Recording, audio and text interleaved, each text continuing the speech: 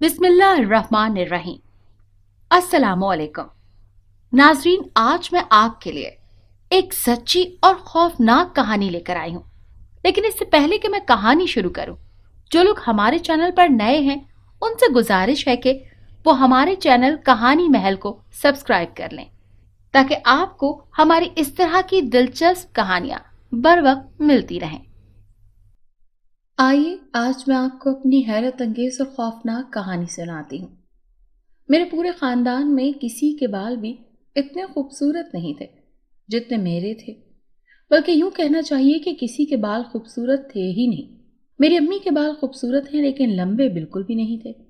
और आपको पता है, जो चीज़ किमियाब होती है उसकी तो कदर वैसे भी बहुत ज़्यादा की जाती है। तो हुआ कुछ यूं कि वैसे भी कुदरती तौर पर मेरे बाल लंबे, घने, हसीन, चमकदार थे। जब भी मैं बालों को चोटी की शक्ल में बांधती थी तो यूं लगता था कि पूरी कमर पर जैसे एक स्याह चमकदार खूबसूरत नागन बल खा रही हो। मेरी सभी कजन्स और सहेलियां मेरे बालों पर बहुत ज्यादा रश्क करती थीं। मेरी अम्मी मुझे अक्सर ही मना करती रहती कि हिना, तुम अपने बाल खोलकर उनके सामने मत जाया करो, नजर लग सकती है। लेकिन मैं हंस देती और मैं कहती, अम्मी, मुझे उन्हीं के सामने तो बाल खोलकर जाने का मजा आता है। वो खूब जलती हैं तो मुझे बहुत मजा आता है।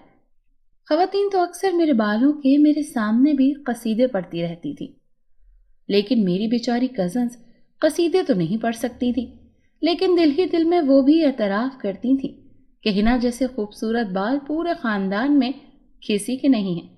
और फिर मैं अपने बालों की देखभाल भी तो बहुत ज़्यादा करती थी। जिसे कहते हैं ना कि हुस्न हो तो नज़ाकत आ ही जाती है। तो बस अल्लाह ने मुझे बालों का हसीन तोहफ़ा दिया हुआ था, तो मैंने भी जी जान से इस नेमत की कदर की थी और उसको मज़ीद खूबसूरत करने के लिए दिन रात जतन करती रहती थी। मैं अक्सर ही अपने बाल सुखाने के लिए छत पर चली जाया करती थी। मेरी अम्मी मुझे अक्सर ही मना करती कि तुम नीचे ही रहा करो, ये खुले बाल लेकर छत पर मत जाया करो। और मैं हमेशा ही अपनी अम्मी की बात हंसकर टाल देती। लेकिन फिर अम्मी ने मुझे कुछ इस तरह के वाकयात बताए कि मैं खुद भी डर गई। वाकयात ही ऐसे दिल दहला देने वाले थे। अम्मी ने मुझे बताया कि किस तरह खूबसूरत लंबे बालों पर जन्नात बड़ी आसानी से आशिक हो जाते हैं, और जब जन्नात आशिक हो जाते हैं तो फिर आसानी से पीछा नहीं छोड़ते और बेहद नुकसान पहुंचाते हैं। पहले पहल तो मैं अपनी अम्मी की बातों को संजीदगी से नहीं लेती थी, एक कान से सुनकर दूसरे कान से निकाल देती। लेकिन हमारे गांव में एक दो वाकयात ऐसे भी हुए कि मैं भी अंदर तक कांप कर रह गई। तो बस फिर इसके बाद मैंने भी अब एहतियात करना शुरू कर दी। ये जनवरी के तकरीबन दरमियान की बात है। रोजाना बहुत ज्यादा ठंड पड़ रही थी, धुंध भी बहुत ज्यादा पड़ रही थी, और देहात में तो वैसे भी खेतों की वजह से धुंध कुछ ज्यादा ही महसूस होती थी। रही सही कसर सूरज के ना निकलने की वजह से पूरी हो रही थी। तकरीबन 7-8 दिन हो गए थे। मैं रोजाना यही कहती कि कल धूप निकलेगी तो कल नहाऊंगी। मेरे बाल बहुत गंदे हो रहे थे, लेकिन सूरज तो शायद लंबी छुट्टी पर निकल चुका था। मैंने एक दिन हिम्मत करके गर्म पानी करके नहा ही लिया। नहाने के बाद जैसे ही मैं गुसल खाने से बाहर निकली तो मेरी हैरत की इंतहा न रही कि जहां थोड़ी देर पहले अभी धुंध थी और धूप का नामो निशान नहीं था, अब तेज धूप चमक रही थी। मैंने अल्लाह का शुक्र अदा किया और जल्दी से बालों को तौलिए में लपेट कर ऊपर आ गई। अम्मी ने मुझे छत की जानिब जाते देखा, लेकिन उन्होंने मुझे खिलाफ तवक्को ऊपर आने से टोका नहीं। खैर, होनी को कोई भी रोक नहीं सकता। मेरे साथ ये हौलनाक वाकया होना ही था, तो शायद इसी वजह से उस दिन मैं बिला रोक टोक के छत पर आ गई। मैंने अपने बालों को तौलिए से खुश्क किया और उसके बाद पुश्त पर फैला दिए। सूरज की तपिश पड़ने से मेरे बाल बहुत ज्यादा खूबसूरत लग रहे थे। ठंड में धूप बेहद भली लग रही थी। थोड़ी देर बाद ही मुझे गुनूदगी होने लगी। मुझे धूप में इतना सुकून मिल रहा था कि मैं वहीं पर सो गई। जब मेरी आंख खुली तो मेरे बाल जो खुले हुए थे वो अब जूड़े की शक्ल में गुंदे हुए थे। मैंने कहा, मैं तो अक्सर बाल खोलकर ही सोती हूँ ताकि बाल खराब ना हो, तो ये जूड़े की शक्ल में क्यों बंद है? फिर मैंने सोचा शायद इन्हें खुश्क करने के बाद मैंने ही बांध दिया हो। क्योंकि मैं छत पर मौजूद हूँ तो शायद अम्मी की नसीहतों के पेश नज़र मैंने बाल बांधे हों और फिर सो गई हूँ। میں یہی سوچ کر خود کو تسلی دی اور پھر نیچے آ گئی۔ وہ دن گزر گیا۔ اگلے دن جب میں اسکول جانے کے لیے تیار ہونے لگی تو میں نے کنگھی اٹھائی تاکہ اپنے بالوں میں کنگھی کر کے چٹیاں بنا سکوں، لیکن جیسے ہی میں نے بالوں کا جوڑا کھولنے کی کوشش کی تو وہ مجھ سے نہیں کھلا۔ میں نے بہت زیادہ کوشش کی لیکن وہ کھل ہی نہیں رہا تھا۔ میں اپنی امی کے پاس گئی۔ میرا دل زوروں سے دھڑکنے لگا۔ مجھے بہت زیادہ خوف محسوس ہو رہا تھا کہ کہیں میرے ساتھ بھی کوئی خوفناک واقعہ تو پیش نہیں آ چکا۔ میں نے امی سے کہا یہ ذرا بال کھول دیں، مجھ سے تو کھل ہی نہیں رہے۔ امی نے کہا ہاں، تم نے پھر ڈھیر پنیں لگا لی ہوں گی اور وہ کہیں نظر نہیں آ رہی ہوں گی اور اسی میں بال پھنس گئے ہوں گے، اسی لیے نہیں کھل رہے ہوں گے۔ چلو بیٹھو ادھر نیچے، میں کھولتی ہوں۔ امی نے مجھے ڈانٹتے ہوئے نیچے بٹھایا، لیکن پھر امی بڑی حیران ہوئی جب وہاں پر دیکھا کہ کوئی ہیئر پن یا ربڑ بینڈ نہیں لگا ہوا تھا۔ امی نے بہت زیادہ کوشش کی کہ میرے بال کھل جائیں، لیکن وہ تو یوں لگ رہا تھا جیسے کسی نے کسی ایلفی سے ہی باندھ کے رکھے ہوں، اور وہ کھلنے کا نام ہی نہیں لے رہے تھے۔ تھوڑی دیر کوشش کرنے کے بعد امی بھی بہت زیادہ پریشان ہو گئی کہ آخر یہ ماجرا کیا ہے۔ خیر میرے اسکول سے دیر ہو رہی تھی تو میں اسی طرح سے اٹھ کر یونیفارم پہن کر اسکول چلی گئی۔ اسکول میں بھی سارا وقت بے حد پریشان رہی۔ میں نے اپنی دوستوں کے پوچھنے پر بھی انہیں کچھ نہیں بتایا۔ گھر آ کر میں پھر سے کمرے میں گھس گئی اور جوڑے کو کھولنے کی کوشش کرنے لگی، لیکن جوڑا تھا کہ کھل کے ہی نہیں دے رہا تھا۔ تھک کر میں وہیں بیٹھ کر رونے لگ گئی۔ میری امی کمرے میں آئیں، انہوں نے مجھے روتے دیکھا تو پوچھا کیا ہوا؟ میں نے کہا امی ہونا کیا ہے، مجھے بہت پریشانی ہو رہی ہے کہ آخر یہ جوڑا کھل کیوں نہیں رہا۔ امی نے کہا صبح تو اسکول جانے کی جلدی تھی، لاؤ دکھاؤ، شاید اب کھل جائے، دوبارہ کوشش کر کے دیکھتے ہیں۔ لیکن بال تو کھلنے کا نام ہی نہیں لے رہے تھے۔ امی نے بہت زیادہ کوشش کی، انہوں نے تیل لگا کر بھی میرے بالوں کو کھولنے کی کوشش کی، لیکن جوڑا جوں کا توں وہیں پر ہی بند تھا۔ کچھ سمجھ میں نہیں آ رہا تھا کہ کیا کیا جائے۔ مجھے لگا شاید اللہ نے مجھے میرے غرور کی سزا دی ہے، جو میں ساری کزنز کو ان کے چھوٹے بالوں اور کم گھنے بالوں کی وجہ سے ان کا مذاق اڑایا کرتی تھی۔ شاید اب اس جوڑے کو کاٹنا ہی پڑے گا۔ یہ سوچ کر ہی مجھے جھرجھری آ گئی۔ میں تو یہ تصور بھی نہیں کر سکتی تھی۔ مجھے میرے بالوں سے بہت پیار تھا اور میں تو ان کی بہت حفاظت کیا کرتی، اور اب یہ بیٹھے بیٹھے ایک اتنی بڑی مصیبت میرے سر پر آن پڑی تھی۔ ہم لوگ کسی سے اس بات کا ذکر نہیں کرنا چاہتے تھے، لیکن ذکر کیے بغیر تو کوئی چارہ بھی نہیں تھا۔ کچھ دن تو اسی طرح سے کئی جتن کیے اور نت نئے ٹوٹکے آزماتے گزر گئے، مگر مسئلہ جوں کا توں رہا۔ آپ سمجھ بھی نہیں آ رہی تھی کہ اس مسئلے کا کیا حل نکالا جائے۔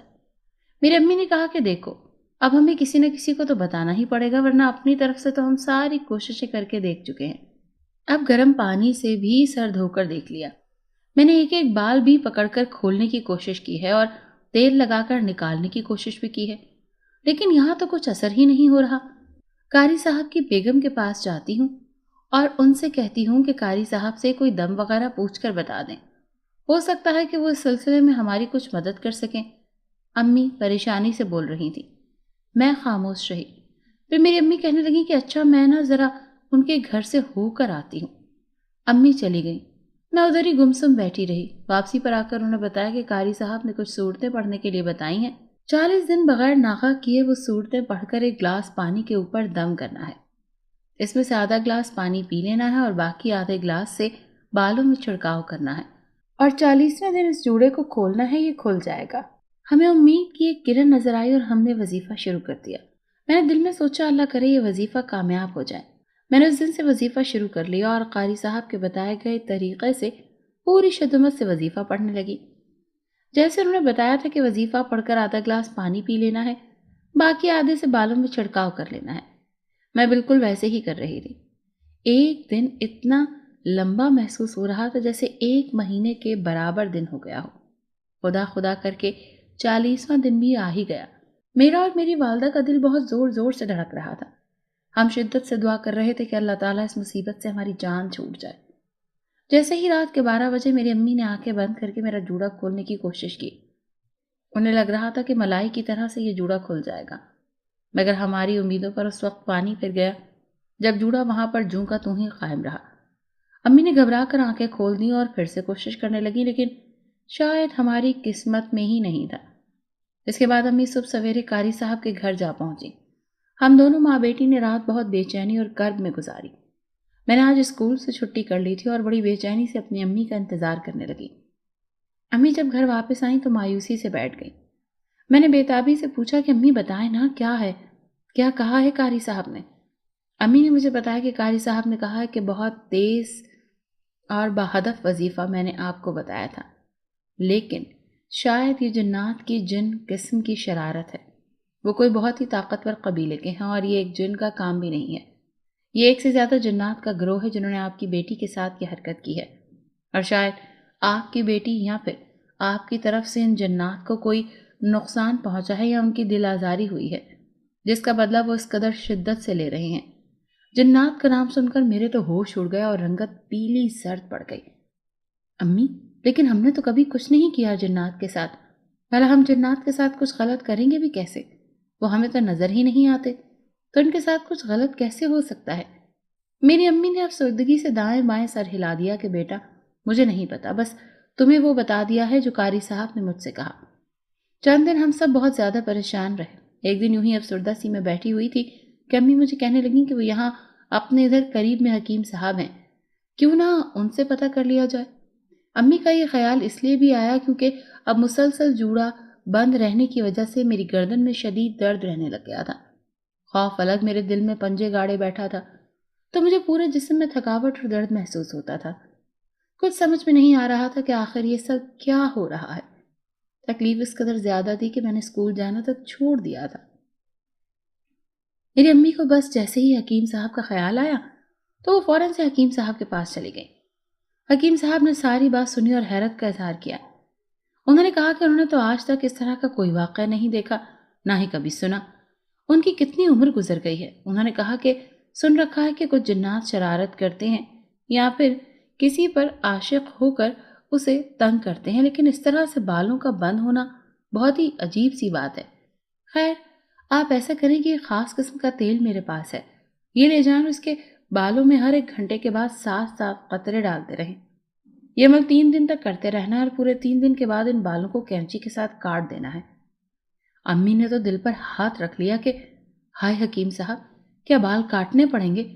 انہوں نے کہا بہن بال تو کاٹنے ہی پڑیں گے۔ امی خاموشی سے وہاں سے اٹھ گئی، لیکن پھر حکیم صاحب نے پیچھے سے آواز دی کہ بہن آپ ایسا کریں کہ آپ بیٹی کے بالوں کو کاٹنے کی کوشش کریں، اگر وہ کٹ جاتے ہیں تو اچھی بات ہے، دیکھیں آپ کا مسئلہ حل ہو جائے گا۔ رہے بال تو بالوں کا کیا ہے، وہ تو پھر سے اگائیں گے، لیکن اس بندھے ہوئے بالوں کی وجہ سے بچی جس قدر شدید تکلیف میں ہے، اس سے تو کم از کم آپ کو نجات مل جائے گی، اور اگر نہیں کرتے تو پھر آپ ابھی یہ تیل جس طرح آپ کو طریقہ بتایا ہے بالکل ویسے ہی آپ اسے استعمال کریں، یقیناً اس سے بال کاٹنا آسان ہو جائیں گے۔ میری امی ان کی بات سن کر کہ بال تو بہرحال کاٹنے ہی پڑیں گے، آج نہیں تو کل، بوجھل قدموں سے گھر واپس آئیں اور آ کر مجھے ساری صورتحال بتائی۔ میرا حال بھی امی سے کچھ الگ نہ تھا، لیکن پھر مجھے تکلیف کا خیال آیا کہ بندھے ہوئے بالوں سے میں اس قدر تکلیف میں تھی کہ میں بالکل بھول گئی تھی کہ مجھے ان بالوں سے محبت ہے اور میں ان کی کس قدر پرواہ کرتی رہی۔ کچھ سوچ کر میں نے امی سے کہا کہ امی بسم اللہ کریں اور میرے بال کاٹ دیں۔ حکیم صاحب ٹھیک کہہ رہے ہیں کہ بال تو پھر نکل آئیں گے لیکن اس تکلیف سے تو نجات ملے گی۔ بھلا ہمیں یہ پہلے خیال کیوں نہ آیا؟ امی نے مجھے حیرت سے دیکھا لیکن پھر اٹھی اور اندر کمرے سے قینچی لے آئیں۔ میرا بھی دل زور زور سے دھڑک رہا تھا۔ میری امی نے آخر ہمت کر کے اپنے ہاتھ میرے بالوں کو کاٹنے کے لیے آگے بڑھائے، لیکن یہ کیا؟ کینچی تو چل ہی نہیں رہی تھی۔ امی کو لگا شاید وہ افسردگی سے بال کاٹنے کی کوشش کر رہی ہیں، جس کی وجہ سے ان کے ہاتھ ٹھیک طریقے سے کینچی نہیں چلا پا رہے۔ انہوں نے پھر پوری قوت سے کینچی چلانے کی کوشش کی، لیکن کینچی اس طرح سے رگڑ کھا رہی تھی جیسے کسی سخت پتھر سے ٹکرا رہی ہو یا پھر کسی دھاتی چیز پر چل رہی ہو، لیکن بال تھے کہ کٹنے کا نام ہی نہیں لے رہے تھے۔ اس کے بعد میری امی نے کہا لگتا ہے ہمیں وہ تیل استعمال کرنا پڑے گا۔ میں دل ہی دل میں یہی دعا کر رہی تھی کہ اللہ کرے کہ اب یہ تیل لگانے سے ہی میرے بال کاٹے جانے کے قابل ہو جائیں۔ اس روز تو آدھے سے زیادہ دن گزر چکا۔ اگلے دن سے ہم نے حکیم صاحب کے بتائے ہوئے طریقے پر عمل کرتے ہوئے بالوں میں 1-1 گھنٹے کے وقفے سے تیل کے قطرے ڈالنا شروع کیے۔ آخر تیسرا دن بھی آن پہنچا۔ میری امی کینچی لے کر آئیں اور تھوڑا سا تیل میرے بالوں پر لگا کر بال کاٹنے لگیں۔ تھوڑی سی قینچی چلی لیکن پھر سے وہی حال ہوا جیسے پہلے ہوا تھا کہ بال بالکل ہی نہیں کٹ رہے تھے۔ ایسا محسوس ہو رہا تھا کہ جیسے کسی پتھر یا لوہے سے چیز ٹکرا رہی ہے۔ امی نے تھک ہار کر کینچی ایک سائڈ پر رکھی اور مجھے کچھ بھی کہے بغیر اندر کمرے میں جا کر اپنی چادر لی اور گھر سے باہر نکل گئیں۔ ادھر جا کر انہوں نے حکیم صاحب کو بڑی پریشانی سے سارے معاملات کے بارے میں بتایا تو حکیم صاحب بھی پریشان ہو گئے، لیکن اس کے بعد حکیم صاحب نے امی کو ایک پتہ دیا اور کہا کہ بہن، آپ بچی کو لے کر یہاں پر چلے جائیں، آپ کی بچی کے ساتھ جنات نے شرارت کی ہے، یہ پتہ چل رہا ہے، لیکن یہ جنات بہت زیادہ طاقتور محسوس ہو رہے ہیں۔ میں آپ کو کسی جگہ کا پتہ دیا ہے، آپ وہاں جائیں، آپ کا مسئلہ ضرور ضرور حل ہو جائے گا۔ امی نے پتے والے کاغذ کو مٹھی میں دبایا اور گھر چلی آئیں اور مجھے کہا کہ صبح جلدی جلدی تیار ہو جانا، ہم کھانا کھانے کے فوراً بعد حکیم صاحب کے بتائے ہوئے پتے کے لیے نکل جائیں گے۔ میں نے خاموشی سے اس بات میں سر ہلا دیا۔ صبح ہم دونوں ماں بیٹی ناشتہ کر کے گھر سے روانہ ہو گئیں۔ وہ جگہ کچھ جانی پہچانی سی لگ رہی تھی، لیکن کچھ خاص یاد نہیں آ رہا تھا۔ ہم دونوں ماں بیٹی بس پر بیٹھی اور مطلوبہ اسٹاپ پر اتر گئیں۔ ادھر سے آگے ہمیں ایک رکشہ کروا کر مطلوبہ جگہ تک جانا تھا۔ بس سے اترنے کے بعد ہم لوگ پھر ایک رکشے میں بیٹھے۔ رکشے والے نے ہمیں اس جگہ پر اتار دیا جس کا امی نے انہیں بتایا تھا، لیکن یہ کیا، یہاں تو دور دور تک کوئی انسان، اور انسان کی بات تو دور، کوئی پرندہ بھی نظر نہیں آ رہا تھا۔ میں آنکھیں پھاڑے چاروں طرف دیکھ رہی تھی کہ ایک دم سے یوں اچانک کھڑے کھڑے میں بھرے ہوئے بارونق بازار سے صحرا کی ویرانی میں کیسے پہنچ گئی ہوں۔ میں نے سخت پریشانی کے عالم میں ادھر ادھر دیکھا اور پھر مجھے خیال آیا کہ میری تو امی بھی یہاں میرے ساتھ موجود تھی، لیکن اب وہ بھی یہاں پر موجود نہیں ہے۔ میں جس جگہ کھڑی تھی وہاں دور دور تک کچھ بھی نظر نہیں آ رہا تھا، کوئی گھر، کوئی دکان، بلکہ کسی قسم کی آبادی وہاں تھی ہی نہیں۔ میں نے اونچی آواز میں رونا شروع کر دیا اور چاروں طرف بھاگنا شروع کر دیا کہ کسی طرح سے میں اس ویران صحرا کی قید سے آزاد ہو سکوں۔ میری امی خدا جانے کہاں چلی گئی تھی۔ میں اونچی آواز میں زاروں قطار رو رہی تھی۔ میں امی کو چلا چلا کر بآواز بلند پکار رہی تھی۔ ایک دم مجھے محسوس ہوا جیسے کوئی میرے جسم کو زور زور سے جھنجھوڑ رہا ہے، اور اس کے بعد مجھے کچھ یاد نہیں رہا۔ جب میں نے آنکھیں کھولی تو دیکھا کہ گھر میں اپنے بستر پر پڑی ہوں۔ پھر میری امی نے مجھے بتایا کہ ہم گھر سے حکیم صاحب کے دیے ہوئے پتے پر گئے تھے۔ جیسے ہی ہم لوگ رکشے سے اترے، میں رکشے والے کو کرایہ دے رہی تھی، تمہاری جانب میری پشت تھی۔ ایک دم تم نے زور زور سے رونا شروع کر دیا، چلانا شروع کر دیا۔ پھر تم مجھے پکارنے لگی، حالانکہ میں تو بالکل تمہارے سامنے ہی کھڑی تھی۔ خدا جانے تمہیں یوں اچانک کیا ہو گیا تھا، تمہاری طبیعت بہت زیادہ خراب ہونے لگی۔ پھر میں اسی رکشے والے کے ساتھ تمہیں ادھر پاس میں ہسپتال لے کر آ گئی۔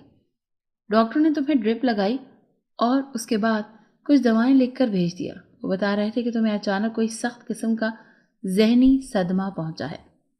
اب میں اسی حالت میں تمہیں حکیم صاحب کے دیے ہوئے پتے پر نہیں لے کر جا سکتی تھی، تو مجبوراً ہمیں گھر آنا پڑا۔ امی نے مجھے ساری بات بتانے کے بعد پوچھا کہ ہنا، تمہیں آخر ہوا کیا تھا؟ کیا میں تمہیں نظر نہیں آ رہی تھی؟ میں نے جب ذہن پر زور دیا تو مجھے سارا واقعہ یاد آ گیا۔ میں نے امی کو ساری بات بتائی۔ میری بات سن کر میری امی نے کہا کہ یقیناً ان جنات کی ہی کارستانی ہوگی جنہوں نے میرے بال باندھ دیے ہوئے ہیں۔ انہوں نے ہی یہ مسئلہ کھڑا کر کے ہمیں وہاں جانے سے روکا ہے، لیکن تم فکر نہ کرو، ہم کل پھر ادھر ہی جائیں گے۔ اگلے دن ہم پھر سے حکیم صاحب کے دیے ہوئے پتے پر پہنچنے کے لیے گھر سے روانہ ہوئے۔ اسٹاپ پر جا کر ہم مطلوبہ بس میں بیٹھ گئے۔ ہمیں بس میں بیٹھتے ہوئے بھی کچھ ہی دیر گزری تھی کہ ایک دم سے یوں لگا جیسے میرے سر کے اوپر سے چھوٹے چھوٹے سانپ لٹک رہے ہیں۔ میں نے خوف سے آنکھیں بند کر لی اور چیخنا شروع کر دیا۔ مجھے نہیں پتا کہ میری امی نے مجھے وہاں پر کس طرح قابو کیا اور کس طرح سے گھر لے کر آئیں، لیکن اس بار امی نے بس والے واقعے کے بارے میں مجھ سے بات نہیں کی۔ گھر آنے کے بعد میری امی کی ہمت جواب دے گئی تھی۔ وہ زاروں قطار رونے لگی۔ جیسے ہی گھر کے اندر پہنچے تو میں نے چیخنا چلانا بند کر دیا۔ میری امی یہ سارے حالات دیکھ کر رو رہی تھی۔ اب انہیں پکا یقین ہو گیا تھا یقیناً اس سارے معاملے میں کوئی آتشی مخلوق ہی ملوث ہے، یہ جو ہمیں اس جگہ تک پہنچنے نہیں دے رہی، اور ان کے ذہن میں اور دل میں یقین پیدا ہو گیا تھا کہ ہمیں ادھر جا کر ہی اس مسئلے کا حل ملے گا۔ لیکن بہرحال ابھی تو امی بہت زیادہ پریشان تھی۔ اگلے دن بھی امی کا مجھے لے کر ادھر جانے کا ارادہ تھا، لیکن میرے جسم میں اتنی نقاہت ہو رہی تھی کہ مجھ سے اٹھا ہی نہیں جا رہا تھا۔ وہ دن تو ایسے ہی گزر گیا اور اس کے بعد پھر اگلے دن ہم ہمت کر کے گھر سے نکل کھڑے ہوئے۔ جاتے جاتے امی نے سوچا کہ ہمیں حکیم صاحب سے ان واقعات کا ذکر لازمی کرنا چاہیے، شاید وہ ہماری کچھ مدد کر سکیں۔ یہ سوچتے ہی ہم ان کی دکان پر چلے گئے۔ حکیم صاحب کو صورتحال بتائی تو وہ پریشان ہو گئے، لیکن پھر کہنے لگے کہ کیا آپ لوگ یوں کرو کہ سارے راستے میں آیت الکرسی کا ورد کرتی جاؤ، اور آواز تھوڑی سی اونچی رکھنا تاکہ ان کے کانوں میں آیت الکرسی کی آواز جاتی رہے۔ ہم نے حکیم صاحب کو شکریہ ادا کیا اور پھر سے روانہ ہو گئے۔ میں آیت الکرسی پڑھتی ہوئی جا رہی تھی۔ بس کا سفر خیریت سے گزر گیا تو ہم نے شکر کیا۔ اب ہمیں تانگا یا رکشہ لے کر آگے گاؤں تک جانا تھا۔ جیسے ہی ہم لوگ رکشے پر بیٹھے تو مجھے تھوڑی دیر کے بعد یوں لگتا کہ جیسے رکشہ بہت زبردست ہچکولے کھا رہا ہے اور یہ الٹ جائے گا، لیکن میں آیت الکرسی کا ورد جاری رکھے ہوئے تھی۔ رکشے سے اتر کر ہم حکیم صاحب کے دیے گئے پتے پر پہنچ ہی گئے۔ ہم نے دروازے پر دستک دی تو اندر سے ایک چھوٹا سا بچہ باہر آیا۔ ہم نے اس سے پوچھا کہ یہاں پر کوئی دم کرتا ہے؟ اس نے کہا جی، میرے دادا جان دم کرتے ہیں، ابھی وہ اندر کمرے میں ہی بیٹھے ہیں، آئیے میں آپ کو لے چلتا ہوں۔ اس کی عمر اتنی زیادہ نہیں تھی، لیکن وہ خاصا سمجھدار لگتا تھا۔ وہ لوگوں کو ساتھ ساتھ لیے ہوئے گھر کے اندر ایک کمرے میں چلا گیا۔ جیسے ہی ہم لوگ اندر گئے تو ہم نے دیکھا وہاں پر کچھ مرد اور کچھ خواتین موجود تھیں۔ ایک طرف نیچے زمین پر فلور کشن رکھا ہوا تھا، اس کے اوپر ایک درمیانی عمر کا مرد بیٹھا ہوا تھا۔ اس بچے کے کہنے کے مطابق اندر جا کر ہم ایک طرف ہو کر بیٹھ گئے۔ سب لوگ وہاں پر اپنی اپنی باری کے منتظر بیٹھے ہوئے تھے۔ جیسے جیسے باری آتی جا رہی تھی لوگ اس آدمی کو اپنے مسئلے بتا رہے تھے۔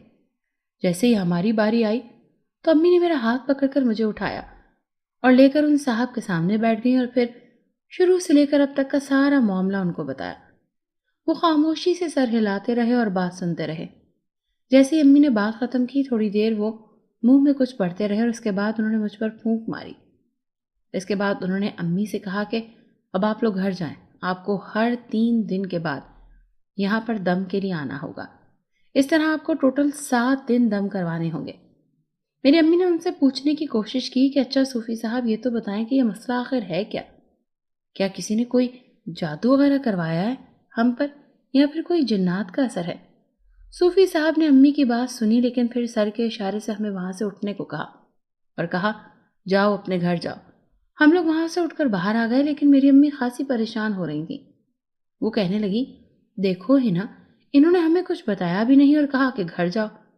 لیکن میں تو ویسے ہی اس سب سے بیزار ہو چکی تھی، میں بس چاہتی تھی کہ ہم لوگ جلدی سے باہر نکلیں یہاں سے۔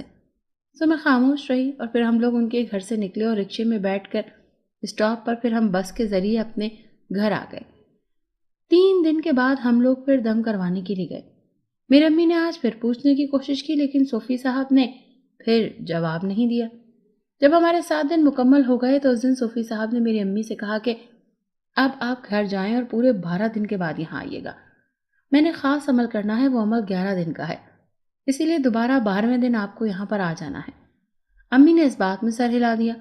اٹھتے اٹھتے میری امی پھر سے بیٹھ گئیں اور ان سے کہا کہ صوفی صاحب کیا میری بیٹی ٹھیک ہو جائے گی؟ انہوں نے امی کی بہت تسلی دی اور کہا کہ ہاں، آپ کی بیٹی جلد ہی اس مصیبت سے خلاصی حاصل کر لے گی۔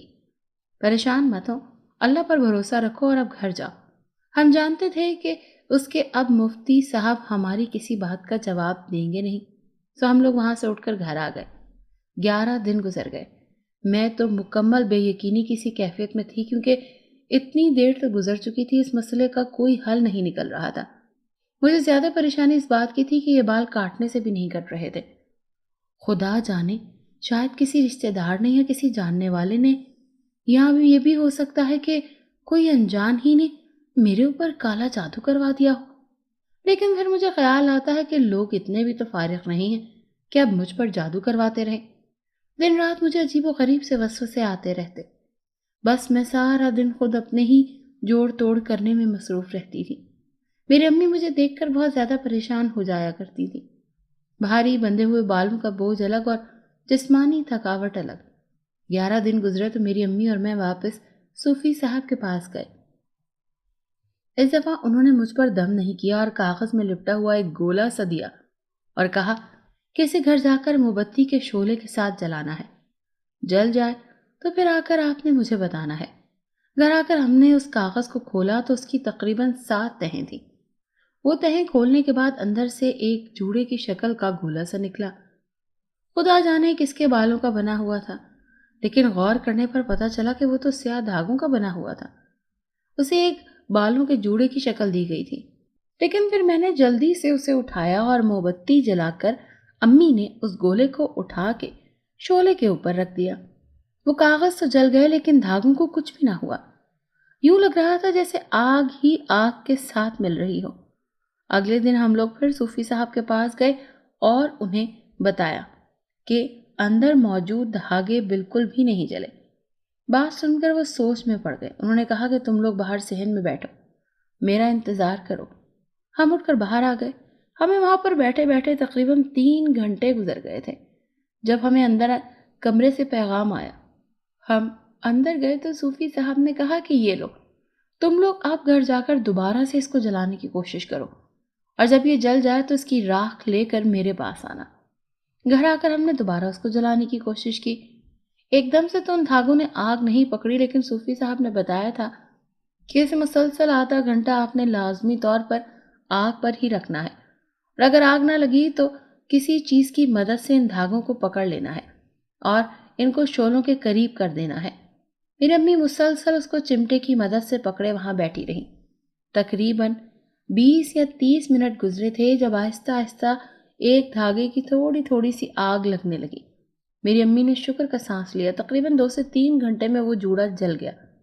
جیسے جیسے اس دھاگے سے بنے ہوئے جوڑے کے دھاگے جل رہے تھے، مجھے ایسے لگ رہا تھا جیسے کسی نے میرا سر پکڑ کر کسی جلتے ہوئے تنور میں دھکیل دیا ہے۔ مجھے لگ رہا تھا کہ آگ کی تپش مسلسل بڑھ رہی ہے۔ مجھے ایک پل سکون نہیں مل رہا تھا۔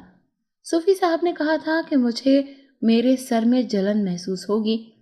میں نے پانی ڈالنے کی بالکل بھی کوشش نہیں کرنی، لیکن جلن تو الگ بات تھی، یہ تو یوں لگ رہا تھا جیسے کوئی میرے سر پر ایک لکڑیوں کا ڈھیر جلا کر رکھ چکا ہے۔ میری امی نے مجھے سختی سے منع کیا تھا کہ تم پانی کے قریب بالکل بھی نہیں جاؤ گی۔ میرے ابو نے مجھے زور سے پکڑ رکھا تھا اور میں یوں ہی تڑپتی رہی۔ جب آدھا گھنٹہ جوڑا جل گیا تو ایک دم سے میرے بالوں سے اس قسم کی آوازیں آنے لگیں جیسے کوئی سوکھی ہوئی باریک لکڑیوں کے چٹکنے کی آواز آتی ہے، اور پھر میری حیرت کی انتہا نہ رہی۔ میرا جوڑا بھی جلنے لگا، لیکن وہاں پر کوئی آگ نظر نہیں آ رہی تھی۔ میرے بال جل جل کر نیچے گر رہے تھے۔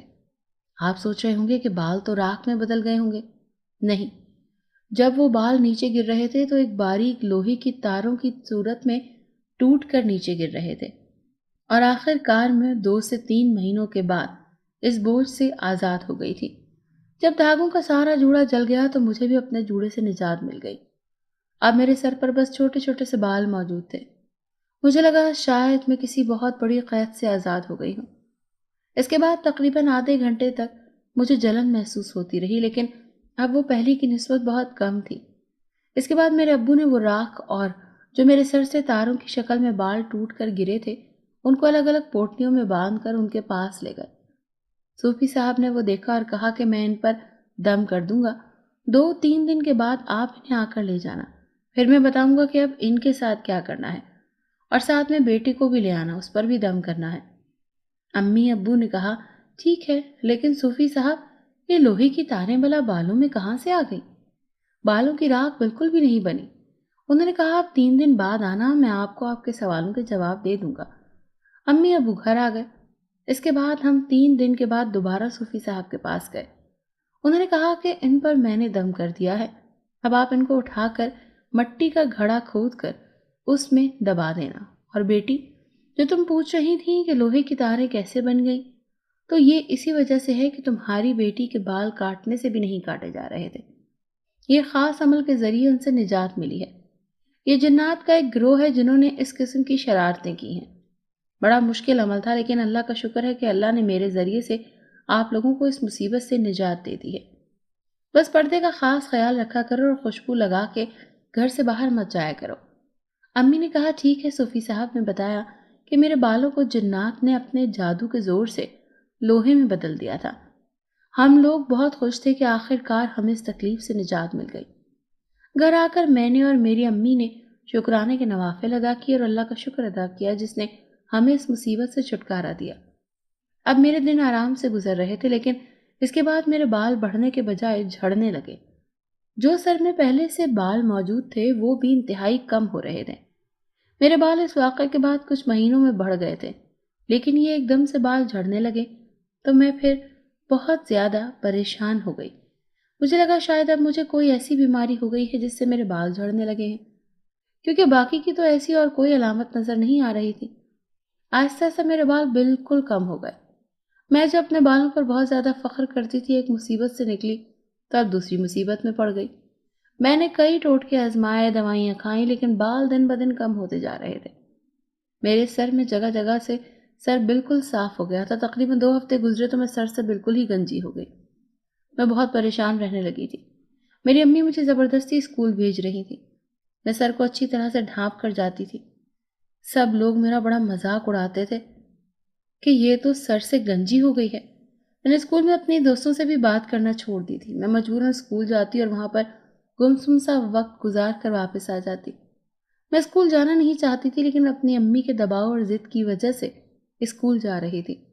ایک دن ایک دوست نے مجھے کہا کہ اس اسکول میں موجود پرانی بیری کا درخت ہے، اس کے پتے کسی طرح سے توڑو اور اس کا تیل بنا کر سر میں لگا۔ میں نے حیرت سے اسے دیکھا کہ بھلا یہ کیسی بات ہے۔ اس نے مجھے کہا کہ اس نے اس درخت کے بارے میں کچھ پراسرار سی باتیں سن رکھی ہیں۔ میں اس قدر تکلیف میں تھی کہ میں نے اس چیز پر بھی غور نہیں کیا۔ وہ پراسرار درخت کا تیل لگانے سے کہیں میرے مسائل بڑھ نہ جائیں۔ میں نے اسکول کے مالی سے کہا کہ مالی بابا، مجھے اس درخت کے کچھ پتے اتار دیں۔ شکر ہے انہوں نے مجھ سے زیادہ پوچھ گچھ نہیں کی اور مجھے پتے توڑ دیے۔ گھر آ کر میں نے ان پتوں کو تیل میں ڈال کر خوب جلایا اور اس کا تیل بنا کر رکھ لیا۔ میں روزانہ اس تیل سے اپنے بالوں میں، اپنے سر میں مالش کرنے لگی، اور میں بہت زیادہ حیران ہوئی جب میرے سر پر بال اگنا شروع ہو گئے۔ میری امی بھی بہت زیادہ خوش تھیں۔ میں نے اپنی سہیلی کا بے حد شکریہ ادا کیا اور اسے کہا کہ تم یہ سب کچھ کیسے جانتی تھی؟ اس نے کہا بس میں نے یہاں پر کچھ ایسی باتیں سن رکھی تھی، اسی لیے تمہیں کہا۔ خیر مجھے کیا، مجھے آم کھانے سے مطلب تھا، پیڑ گننے سے نہیں، اسی لیے میں نے بھی اس سے زیادہ تفتیش نہیں کی۔ میں بڑی پابندی سے اپنے سر پر اس تیل کا مساج کر رہی تھی۔ چند ہی عرصے میں میرے بال بہت زیادہ گھنے، خوبصورت اور لمبے ہو گئے۔ میرے بال بے حد گھنے ہو گئے تھے اور بالوں کی لمبائی بھی کمر سے نیچے جا رہی تھی۔ میں تو بہت زیادہ خوش تھی، حیران بھی، لیکن میری حیرانی پر ابھی قائم تھی، بال بہت زیادہ وزنی ہو رہے تھے۔ تو میں نے اپنی امی سے کہا کہ میرے بال تھوڑے سے کاٹ دیں۔ امی نے کہا اچھا ٹھیک ہے، لیکن جیسے ہی میرے بال کاٹنے لگی اچانک سے امی کرنٹ کھا کر پیچھے کو جا گری۔ میں نے فوراً سے گھبرا کر امی کو جلدی سے اٹھایا اور پوچھا کہ امی کیا ہوا آپ کو؟ ان سے کچھ بولا ہی نہیں جا رہا تھا۔ میں بھاگ کر پانی لے آئی اور اپنی امی کو سہارا دے کر پانی پلایا۔ میں نے سوچا یہ کیا ہو گیا ہے، میں خود کاٹ کر دیکھتی ہوں۔ جیسے ہی میں نے کینچی میں بال رکھے، مجھے ایک دھکا سا لگا، کینچی میرے ہاتھ سے دور جا گری اور میری آنکھوں کے سامنے ایک دم اندھیرا چھا گیا۔ جب تھوڑی دیر کے بعد میرے حواس بحال ہوئے تو میں اٹھ کر بیٹھی۔ مجھے سمجھ آ گیا تھا کہ امی پیچھے کو کیوں گری ہیں۔ ہم دونوں ماں بیٹی کو سمجھ میں آ رہا تھا کہ آخر یہ سب ہو کیا رہا ہے۔ کیا اب تک میرے بالوں سے اثرات ختم نہیں ہوئے تھے؟ وہ رات جیسے تیسے گزر گئی۔ اگلے دن امی نے کہا کہ میں تمہارے والد کو ساتھ لے کر صوفی صاحب کے پاس جاتی ہوں اور انہیں یہ مسئلہ بتاتی ہوں۔ امی ابو کے ساتھ صوفی صاحب کے پاس گئیں اور انہیں صورتحال بتائی، اور انہیں یہ بھی بتایا کہ اس طرح سے بیری کا تیل سر پر لگانے کی وجہ سے ہی بال اگنا شروع ہو گئے ہیں۔ صوفی صاحب نے کہا کہ اس بیری کے چند پتے لا کر دکھائیں۔ اگلے دن میری امی اور ابو اسکول سے بیری کے درخت کے چند پتے لے کر صوفی صاحب کے پاس گئے۔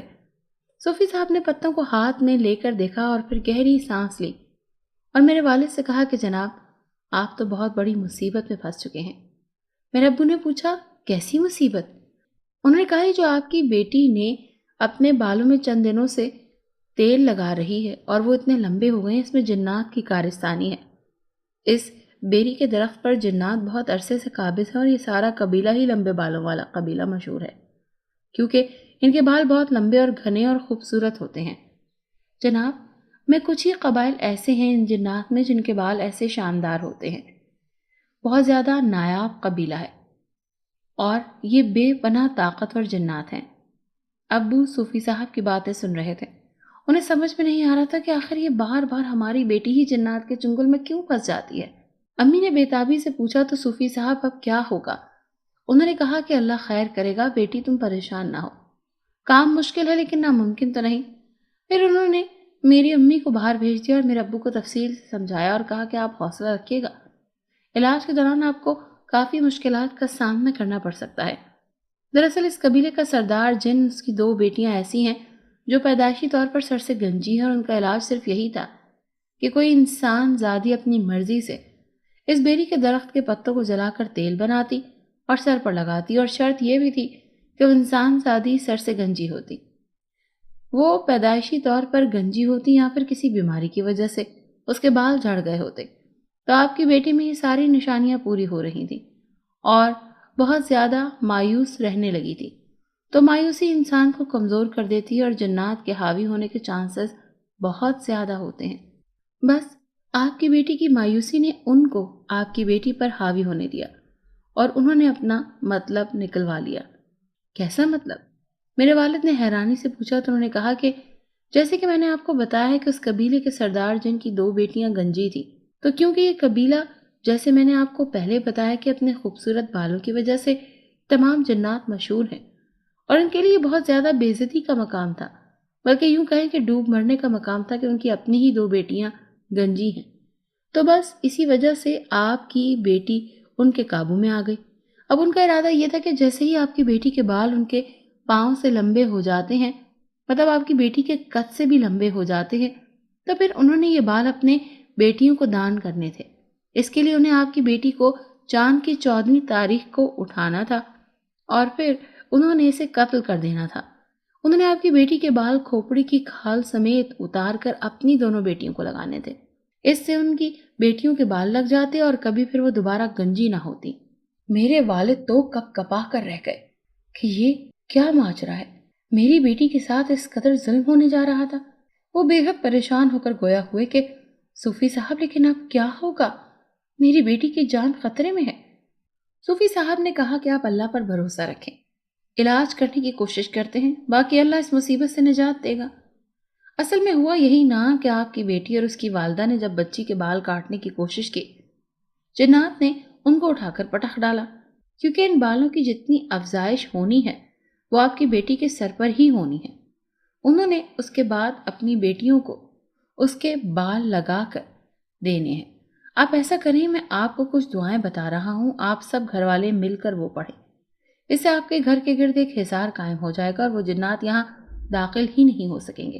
یہ کام آپ کو پورے 40 دن کرنا ہے اور اپنے گھر میں کسی قسم کا کوئی غلط کام نہیں کرنا، نہ کسی قسم کا کوئی میوزک وغیرہ گھر میں چلنا چاہیے، اور بچی کو ان 40 دنوں میں گھر سے باہر نہیں نکالنا، بلکہ اس کو کھلے صحن میں بھی نہیں لے کر آنا۔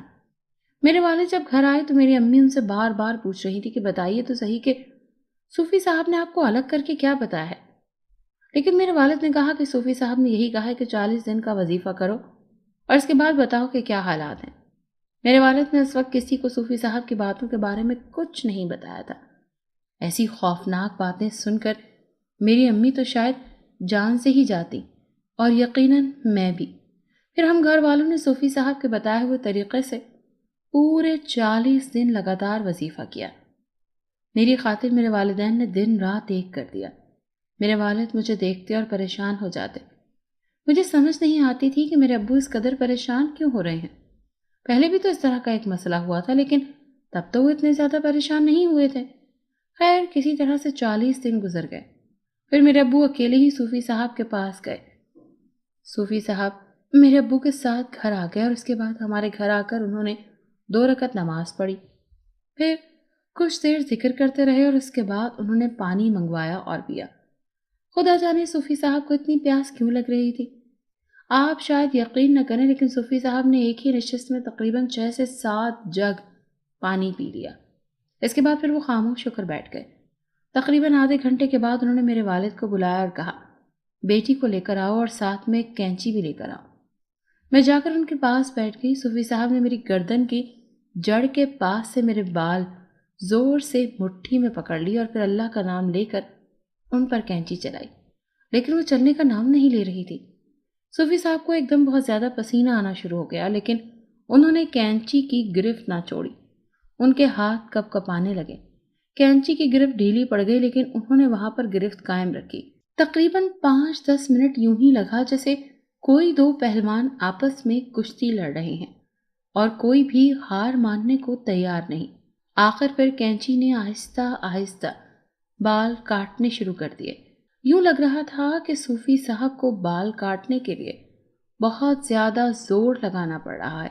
تقریباً 30-40 منٹ میں بال کٹ کر صوفی صاحب کے ہاتھ میں آ گئے تھے۔ انہوں نے اپنی آنکھیں زور سے بند کی اور اعوذ باللہ پڑھ کر ان پر پھونک ماری۔ بال صوفی صاحب کے ہاتھ سے غائب ہو گئے۔ اس کے بعد انہوں نے میرے والد سے کہا کہ بیٹی کے سر پر اس طرح پھیر دو۔ میرے والد صاحب نے فوراً سے میرے سر پر اس طرح پھیرنا شروع کر دیا۔ میرے والد پر وہ کچھ پڑھ کر پھونک رہے تھے۔ اس کے بعد صوفی صاحب بالکل نڈال سے ہو گئے۔ البتہ مجھے کچھ بھی محسوس نہیں ہوا۔ کچھ دیر کے بعد صوفی صاحب نے میرے والد سے کہا کہ میرے لیے ایک پیالہ چائے کا بنواؤ۔ صوفی صاحب نے وہ ایک پیالہ چائے کا پیا اور پھر میرے والد کو نصیحت کی اور کہا اپنے گھر میں اونچی آواز میں قرآن پاک کی تلاوت کرنے کو معمول بنا لو۔ مجھے بھی کچھ قرآنی آیات پڑھنے کو بتائیں اور میرے سر پر ہاتھ پھیرا اور کہا بیٹا پریشان مت ہو، تمہارے بال جلد ہی دوبارہ اگنے شروع ہو جائیں گے۔ پھر میرے والد کی طرف بڑھے اور کہا بیٹی کو اسی اسکول میں داخل مت کروانا، کسی اور اسکول میں داخل کروانا، باقی اللہ خیر کرے گا۔ اس کے بعد صوفی صاحب ہمارے گھر سے چلے گئے۔ میں نے، میری والدہ نے اور میرے والد نے صوفی صاحب کی ان تمام باتوں کو پلے سے باندھ لیا اور قرآن پاک کی تلاوت کو اپنا معمول بنا لیا۔ ہم کوشش کرتے ہیں کہ اللہ اور اللہ کے رسول کے حکم کے مطابق زندگی گزاریں۔ یہ واقعہ بہت پرانا ہے، اب تو میری عمر ڈھل چکی ہے، میرے بچے جوان ہیں اور شکر ہے اللہ کا کہ اس کے بعد سے مجھے کبھی اس طرح کے واقعے کا سامنا نہیں کرنا پڑا۔ اگر آپ کو یہ کہانی اچھی لگی ہے تو اسے لائک کیجیے اور ہمارے چینل کہانی محل کو سبسکرائب کیجیے۔ اور ہاں، اگر آپ کے کسی دوست، رشتہ دار یا بہن کے ساتھ خدا نخواستہ اس طرح کا کوئی بھی واقعہ پیش آیا ہے تو ہمیں کامنٹ سیکشن میں اس کے بارے میں ضرور بتائیے۔